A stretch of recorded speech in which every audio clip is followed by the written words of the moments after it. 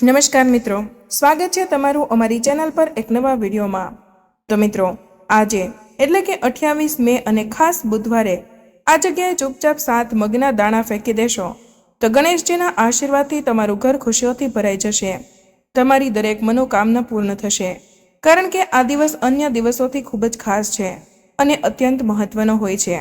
એવું માનવામાં આવે છે કે કેટલીક વાર મોટા પૂજા અને અનુષ્ઠાનથી જે મનોકામના પૂરી થતી નથી તે આ 7 મગના દાણાનો ઉપાય કરવાથી પૂર્ણ થઈ શકે છે। આ ઉપાય ઘણા લોકોએ કર્યો છે અને તેમને આ ઉપાય કરવાથી ચોક્કસપણે ફળ મળ્યું છે। જો તમે પણ આ ઉપાયને આ ખાસ બુધવારના દિવસે કરવા માંગો છો તો પહેલા આ ઉપાયને સારી રીતે સમજી લેજો, સાંભળી લેજો અને પછી કરજો।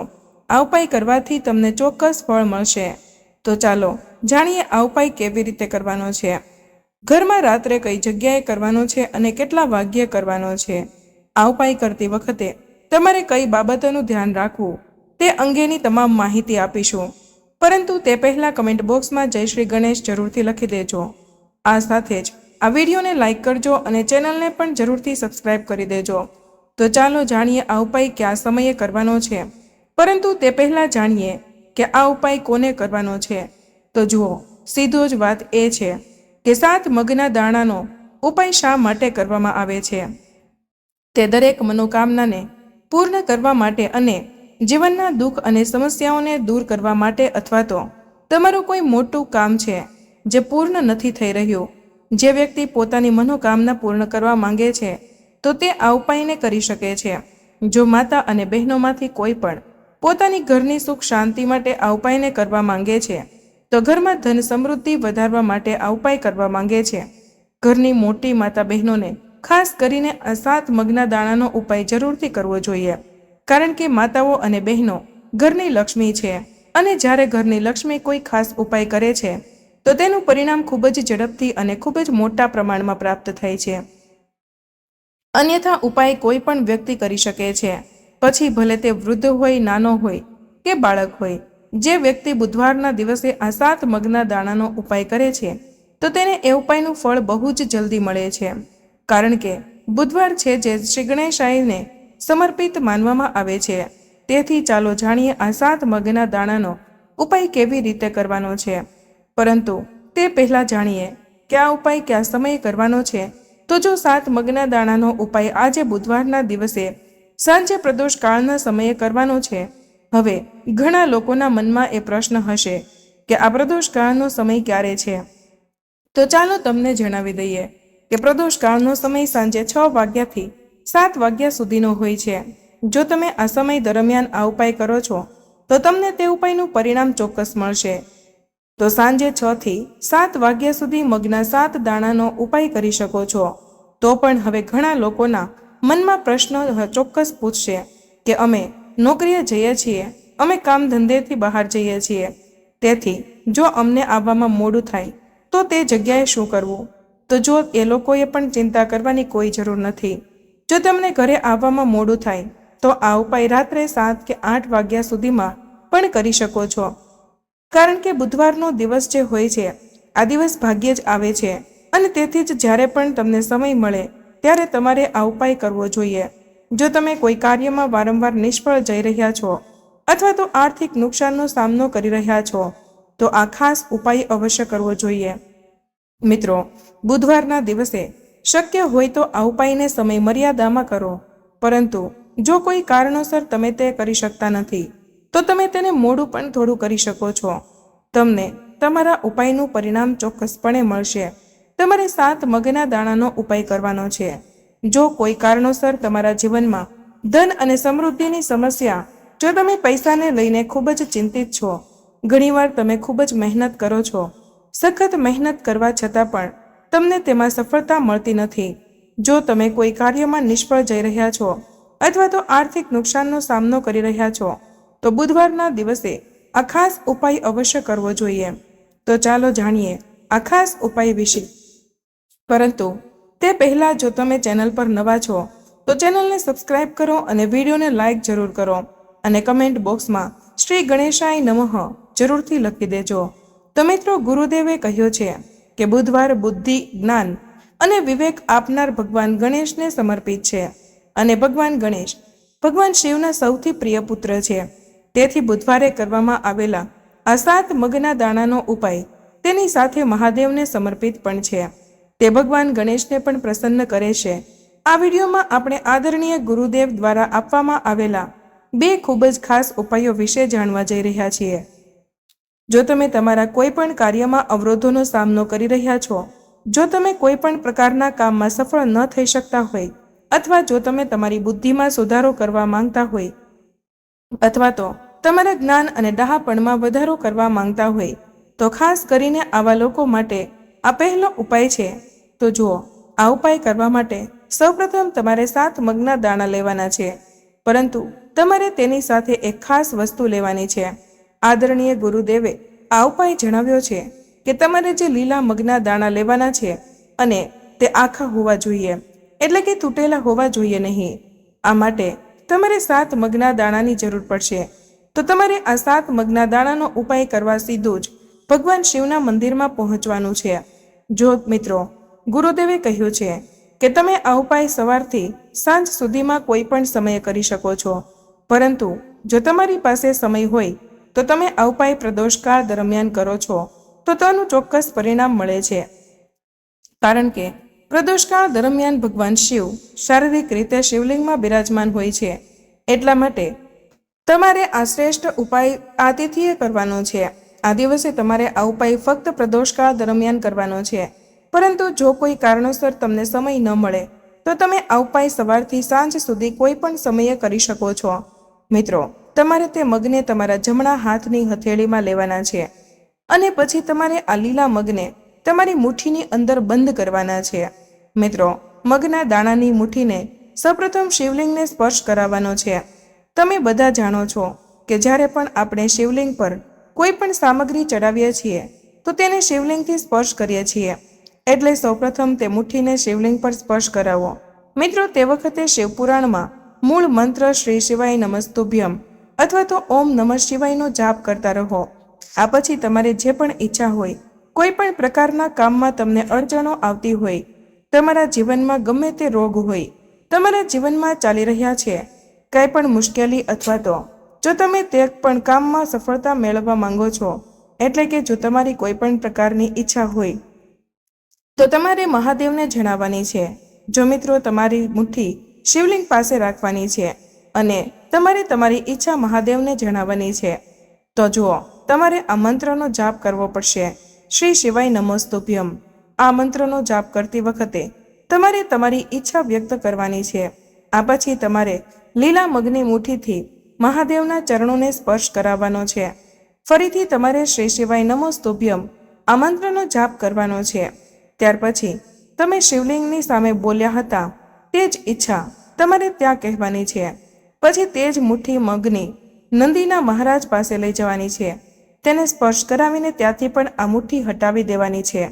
હવે આ મુઠ્ઠી લઈને તમારી આસપાસ જે શિવના મંદિરની આજુબાજુ જે બિલ્લીપત્રનું ઝાડ છે ત્યાં જવાનું છે.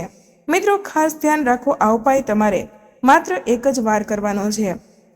અને આ ખાસ કરીને આજે 28 મે બુધવારના દિવસે, અથવા તો જ્યારે પણ કોઈ ખાસ તિથિ આવે તો આ ઉપાય માત્ર તે દિવસે કરવાનો છે. એટલા માટે તમારે આ ઉપાયને ખૂબ જ ધ્યાનથી સમજવાનો છે. પછી ત્યાં પહોંચ્યા પછી બિલ્લીપત્રના ઝાડના દર્શન કરો. તમારે તમારા મગના દાણાને બિલ્લીપત્રના ઝાડને સ્પર્શ કરાવવાનો છે અને તમારી જે ઈચ્છા છે તે તમારે શિવજીને કહેવાની છે અને નંદી મહારાજની સામે પણ કહેવાની છે. પછી તમારે બિલ્લીપત્રના વૃક્ષને પણ લીલા મગના દાણાનો સ્પર્શ કરાવવાનો છે અને ત્યાં તમારે શ્રી શિવાય નમસ્તુભ્યમ બોલવાનું છે. તે દાણાને તે બિલ્લીપત્રના ઝાડને સ્પર્શ કરાવીને અર્પિત કરી દેવાના છે. શ્રી શિવાય નમસ્તુભ્યમ આ મંત્રનું સ્મરણ કરીને તમારે મહાદેવને પ્રાર્થના કરવાની છે કે તમારી જે પણ ઈચ્છા હોય તે પૂર્ણ થઈ જાય. મિત્રો, ગુરુદેવે કહ્યું છે કે જે કોઈ બુધવારના દિવસે આ ઉપાય કરે છે તેના જીવનમાં એવી કોઈ ઈચ્છા બાકી રહેતી નથી, એવું કોઈ કાર્ય નથી જે સફળ ન થઈ શકે. જો તમે તમારા લગ્ન માટે આ ઉપાય કરો છો, નોકરી કે ધંધા માટે આ ઉપાય કરો છો, જો તમે દિલથી પ્રાર્થના કરી રહ્યા હોય તો મહાદેવ તમારી સંપૂર્ણ પ્રાર્થના હૃદયથી સ્વીકારે છે. એટલા માટે તમારે આ ઉપાય આજે બુધવારના દિવસે અવશ્ય જ કરવો જોઈએ। તો મિત્રો ચાલો જાણીએ ગુરુદેવ દ્વારા આપવામાં આવેલા અન્ય વિશેષ અને ચમત્કારી ઉપાયો વિશે। પૂજ્ય ગુરુદેવે જણાવ્યું છે કે આ ઉપાયનો ઉપયોગ તમારે કોઈ પણ મનોકામના પૂર્ણ કરવા માટે કરવામાં આવે છે। તે માટે તમારે એક લોટનો દીવો તૈયાર કરવાનો છે અને તેમાં શુદ્ધ ઘી નાખીને તેને તૈયાર કરવાનો છે। પછી તમારે તેની સાથે એક લીલા આખા મગનો દાણો લેવાનો છે। હવે તમારે બંને વસ્તુઓ સાથે સીધા શિવજીના મંદિરે પહોંચવાનું છે। આ ઉપાય ખાસ કરીને તમારે પ્રદોષકાળના સમયગાળા દરમિયાન જ સાંજના સમયે જ કરવાનો છે। પછી તમારી પાસે રહેલા આ લાંબી વાટનો દીવો કરીને તેનાથી તમારે ભગવાન શ્રી ગણેશાયના સ્થાને એટલે કે શિવલિંગથી સીધી બાજુએ કરવાનો છે। તમારે એક લાંબી વાટનો દીવો છે તેને ત્યાં સૌપ્રથમ રાખવાનો છે। તમારે આ દીવો જ્યાં ભગવાન ગણેશ અને શિવલિંગ છે ત્યાંથી થોડે દૂર રાખવાનો છે અને તમારે તેને ત્યાં પ્રગટાવવાનો છે। હવે તમારી પાસે જે મગનો દાણો છે તે દીવો પ્રગટાવ્યા બાદ તે એક મગના દાણાને તમારે તેની દીવાની અંદર મૂકી દેવાનો છે। હવે તમે જે બાજુએ દીવો પ્રગટાવ્યો છે તે તરફ જુઓ, એટલે કે ભગવાન ગણેશની બાજુમાં તમે નજીકમાં જે દીવો પ્રગટાવ્યો છે તેને બાજુએ જ તમારી સામે બેસવાનું છે અને દીવો પ્રગટાવતી વખતે તમારે ઓછામાં ઓછું 5 મિનિટ ત્યાં બેસવાનું છે। પછી તમારે આ મંત્ર શ્રી શિવાય નમસ્તુભ્યમનો 11 વાર જાપ કરવાનો છે। ગુરુજીએ કહ્યું છે કે દીપ પ્રગટાવીને શ્રી શિવાય નમસ્તુભ્યમ આ મંત્રનો જાપ કરીને તમારી ઈચ્છાની પૂર્તિ માટે તમારે મહાદેવને પ્રાર્થના કરવાની છે। જો લીલા મગના દાણાનો ઉપાય ભગવાન ગણેશને પણ પ્રસન્ન કરવા માટે છે। ગુરુદેવે કહ્યું છે કે લીલા મગનો ઉપાય કોઈ પણ પ્રકારની સમસ્યા દૂર કરશે। તેનાથી ઈચ્છાઓ ખૂબ જ ઝડપથી પૂરી થાય છે અને તમારે આ ઉપાય ફક્ત બુધવારના દિવસે જ કરવાનો રહેશે। આમ કરવાથી તમારી જે કંઈ પણ મનોકામના બાકી ઈચ્છાઓ છે તે જલ્દીથી પૂર્ણ થઈ જશે। મિત્રો, હવે અમે તમને જે ઉપાય બતાવવા જઈ રહ્યા છીએ તે તમારે આ બુધવારના દિવસે ગણેશ મંદિરમાં જઈને જ કરવાનો રહેશે। મિત્રો, સૌપ્રથમ જાણીએ ગણેશજીને પૂજામાં મુખ્ય કઈ વસ્તુઓ અર્પણ કરવી જોઈએ તે જાણવું પણ ખૂબ જ જરૂરી છે। તે વસ્તુ અર્પણ કરતી વખતે જ તેમાંથી અમુક વસ્તુઓ અલગ કરીને પાછી લેવાની છે, તેથી વિડીયોને બિલકુલ પણ કટ કર્યા વગર જોજો। મિત્રો, ભગવાન શિવને પ્રસન્ન કરવા માટે બિલ્લીના પાન ચડાવવામાં આવે છે, પરંતુ ઘણા લોકોને ખબર નથી હોતી કે ભગવાન શિવની સાથે સાથે ગણેશજીને પણ બિલીપત્ર ચડાવવા શુભ માનવામાં આવે છે।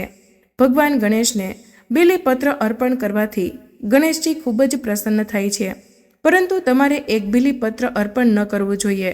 તમારે 2 અથવા તો તેનાથી વધુ બિલીપત્ર અર્પણ કરવાના છે। તમે 3 બિલીપત્ર અર્પણ કરો અને તેમાંથી એક બિલીપત્ર ગણેશજીના ચરણોમાં અર્પણ કરીને તે બિલીપત્રના પાનને પાછું ઘરે લઈ આવવાનું છે। આ કાર્ય ગુપ્ત રીતે કરવાનું છે। મિત્રો, શમી એટલે એક એવો છોડ છે જેનો ઉપયોગ પૂજામાં થાય છે। લોકો તેને એક શુભ છોડ માને છે અને તેને પોતાના ઘરના આંગણામાં લગાવે છે। આ છોડના પાન ભગવાન ગણેશને ખૂબ જ પ્રિય છે। તમે ભગવાન ગણેશને પ્રસન્ન કરવા માટે શમીના પાન અર્પણ કરી શકો છો। તમને જણાવી દઈએ કે ભગવાન શ્રી રામે રાવણને યુદ્ધમાં હરાવવા માટે શમીના છોડની પૂજા કરી હતી।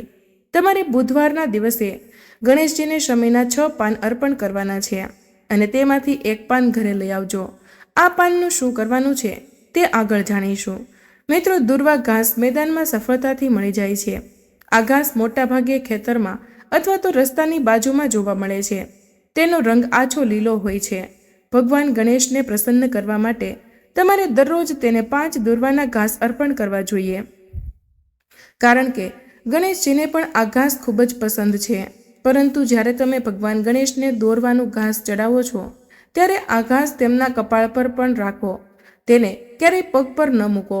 તે ઉપરાંત જો શક્ય હોય તો ગણેશજીની દરેક પૂજામાં દુર્વા ચડાવો। પૂજામાં 21 દુર્વાની ગાંઠ બનાવવામાં આવે છે। આ પછી ભગવાન ગણેશના માથા પર 21 ગાંઠ મૂકવામાં આવે છે। જો દુર્વાના ઉપરના ભાગ પર 3 કે 5 પાંદડા હોય તો તે ખૂબ જ શુભ માનવામાં આવે છે। હવે તમારે દુર્વાની 6 અથવા તો 22 ગાંઠ અર્પણ કરવાની છે।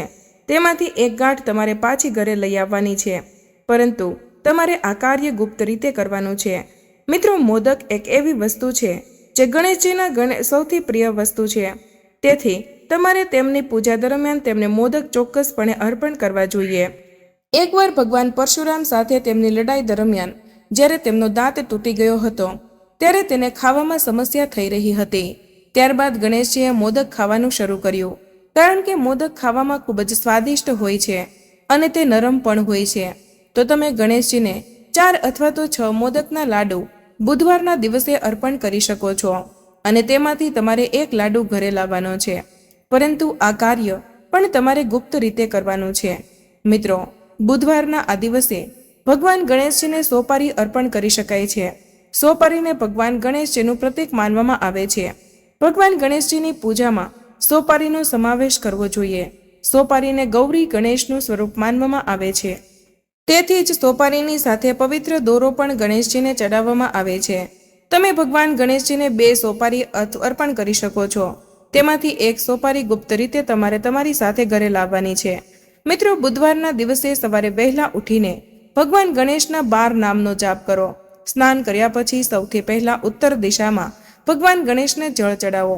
આ દરમિયાન ધ્યાન રાખો કે જ્યારે પણ તમે પાણી ચડાવો છો ત્યાં કાં તો એક વાસણ રાખવામાં આવે અથવા જે જગ્યા પહેલેથી જ ભીની હોય આ કાર્ય તમારે ઘરના ત્યાં કરવાનું છે.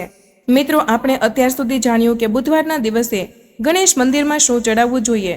મિત્રો, હવે આપણે જાણીએ કે ગણેશજીના મંદિરમાંથી જે વસ્તુઓ ઘરે પાછી લાવવાની છે તેનું શું કરવાનું છે.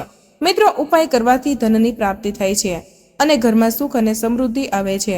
મિત્રો, બિલ્લી અથવા તો શમીના પાન જે તમે ગણેશજીને ચડાવ્યા હતા તેમાંથી જે પાન તમે ઘરે લાવ્યા છો તે પાનને તમારે એ ગંગાજળમાં અથવા તો કોઈ પણ શુદ્ધ જળમાં નાખીને ગણેશજીને પ્રાર્થના કરવાની છે, અથવા પછી ઘરની દરેક સભ્યોને થોડા ટીપા પીવડાવવાના છે અને ત્યાર પછી આ દરેક જગ્યાએ ટીપાને છંટકાવ કરવાનો છે. આમ કરવાથી તમારા ઘરમાંથી નકારાત્મક ઉર્જા દૂર થઈ જશે અને ઘરમાં સકારાત્મક ઉર્જા આવવા લાગશે.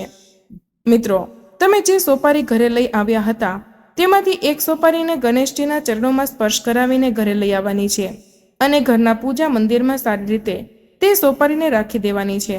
હવે જ્યારે પણ તમે ઘરની બહાર કોઈ પણ શુભ કાર્ય કરવા માટે બહાર જવાના હોય, કોઈ પણ નોકરી બાબતે હોય કે બિઝનેસ બાબતે હોય, કોઈ પણ શુભ કાર્ય માટે જતા હોય તો તે સોપારીને 2 હાથેથી વંદન કરીને ભગવાન ગણેશજીને પ્રાર્થના કરીને જ જવાનું છે.